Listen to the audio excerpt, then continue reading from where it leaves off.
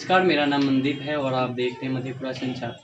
इस वक्त सिंहेश्वर विधानसभा में मौजूद हूँ मैं और बात करने पहुँचे हैं हम।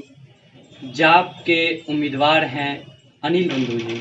इनसे जानते हैं क्या कुछ इनका रोड मैप है आगामी चुनाव को लेकर, और ये खुद उम्मीदवार है। इसका क्या रोड मैप होने वाला है, सिंहेश्वर विधानसभा में कितने विकास करेंगे, क्या कुछ प्लानिंग है इसके पास, क्या मैनिफेस्टो है इसके पास, जानते हैं अनिल बंधु से। सबसे पहले सर बहुत बहुत धन्यवाद, आपने हमें समय दिया। जी, आपका भी बहुत बहुत स्वागत है सिंहेश्वर बाबा नगरी में, और बाबा नगरी में के तमाम मतदाता जनता से को मेरा प्रणाम। जी सर, चुनाव बहुत नज़दीक आ गई है और प्रचार प्रसार जो है सभी दलों का जोर शोर से चल रहा है। आपका क्या कुछ रोड मैप है विकास के लिए? देखिए, मेरा रोड मैप तो ऑलरेडी पहले से ही जनता के बीच में हम प्रतिज्ञा पत्र पहुंचा दिए हैं। उसमें सारा कुछ है। समाज का एक भी व्यक्ति उस प्रतिज्ञा पत्र से नहीं बचा हुआ है। जी। कोई ये नहीं कह सकता कि हमारे समाज के लिए हमारे राष्ट्रीय अध्यक्ष क्या दिए हैं, वो सारा कुछ उसमें है।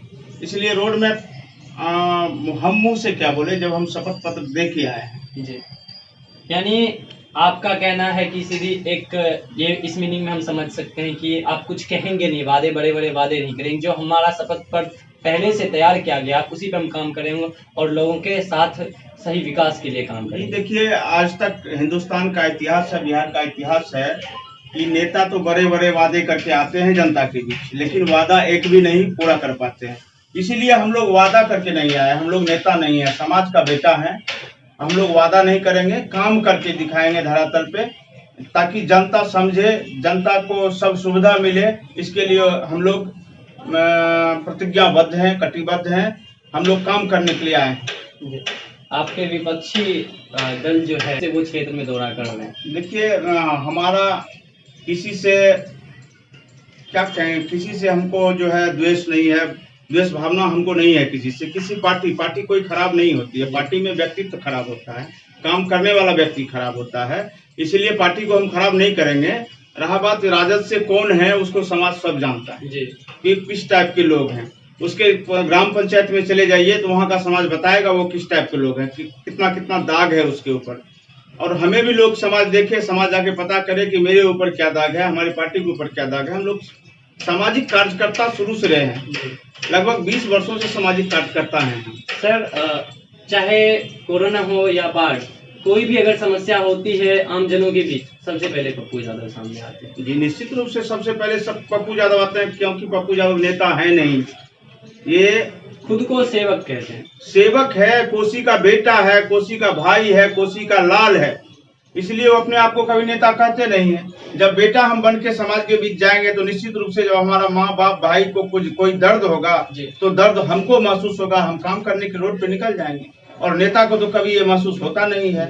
नेता तो सिर्फ उसको कुर्सी का लालच होता है, कुर्सी किस तरह मिले इसके लिए काम करता है, चाहे सैकड़ों लोग क्यों न मर जाए। सर, अभी मधेपुरा से जब मैं आ रहा था तो मधेपुरा से सिंहेश्वर की रोड की स्थिति इतनी नाजुक है कि उसके बारे में कहना ही बहुत दुर्लभ बात है। और इस रोड में कई बार एक्सीडेंट, कई बार गिट्टी उड़कर कई लोगों का सर फूट जाना, या फिर अक्सर लोग इस रोड में एक्सीडेंट कर जाते हैं।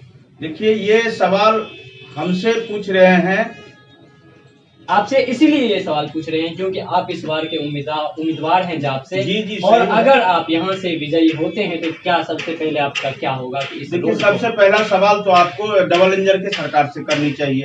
केंद्र में भी सरकार नीतीश कुमार, जी, बिहार में भी सरकार नीतीश कुमार, रोड केंद्र सरकार की है, बिहार सरकार उस पर क्या कर रहे हैं उससे सवाल करना चाहिए। जब हमारी सरकार आएगी तो आपको ये सवाल करने का मौका नहीं मिलेगा।